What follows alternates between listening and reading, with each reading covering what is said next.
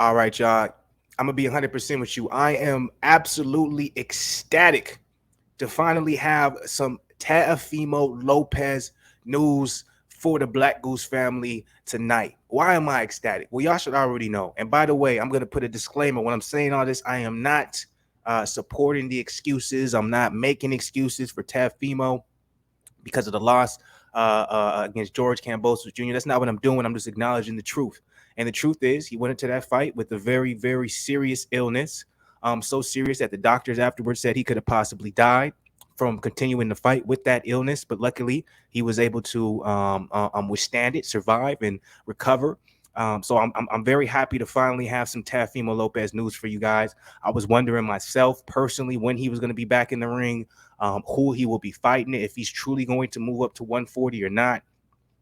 I had all these different speculations, but first and foremost, I was just hoping he got healthy, where he felt secured enough mentally, physically, to at the very least come back and give us the entertainment that we love to see from him. So I just wanted to put all that out there for Lopez. Nothing but respect. But once again, this is not me taking anything away from Kambosos. Kambosos beat him fair and square. He actually schooled Lopez to a degree that I didn't even think was even possible. So I just wanted to put that out there and say, I'm ecstatic to hear some Lopez news. Lopez really shook up the 135 division when at least me personally, no one was looking for him. I became a fan even after the loss, even though I wasn't a fan of the excuses he necessarily made after losing to Kambosos, as well as the excuses his pops made, specifically his pop, not necessarily him. But at the end of the day, I do understand he did have that illness. So I just want to say nothing but respect to your brother, and I'm happy that you're back, and I'm happy we're gonna see you do the goddamn thing. Hopefully soon. Let's see. I haven't read this article, so hopefully this article has a little bit more details onto when Teofimo Lopez plans to return. If it's this year, god damn it. If it's this summer,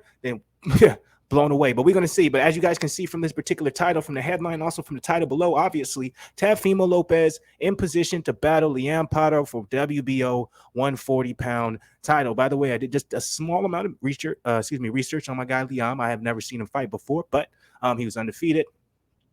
WBO title holder, I think a WBA world title holder, something in that regards. I may be wrong a little bit, but he seems legit. He seems solid, and he seems like a pretty good first test for Teofimo Lopez at the 140-pound division. But let's read a little bit of this article. We're not going to get into too much detail. I don't really want to go into the nitty-gritty of this because at the most part, I feel like everything is kind of just now being developed and made new. But I thought this was something interesting we wanted to put out there for you guys to go ahead and take a look at. Because like I said, I guess it's personally really more so for me.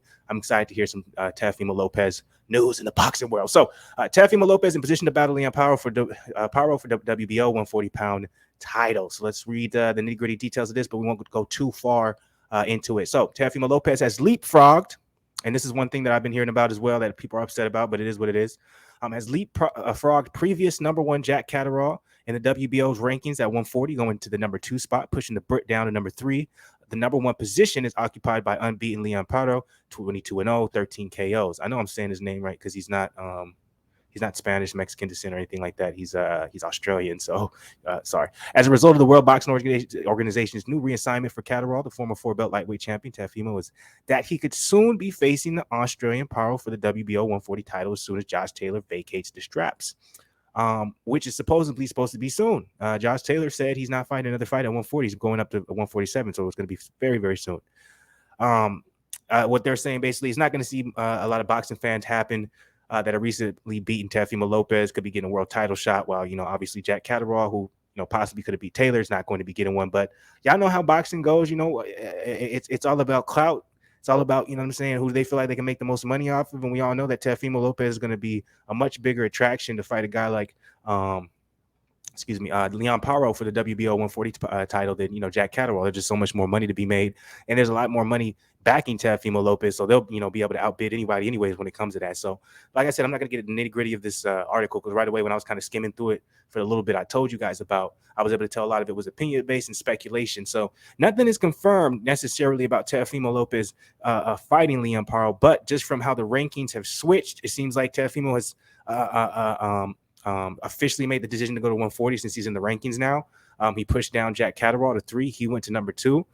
So that is very good. That's very good reason to believe we're going to see Teofimo Lopez in the ring soon, probably as soon as this year. You know what I'm saying? I don't know if it's going to be the summer, but maybe later in the year.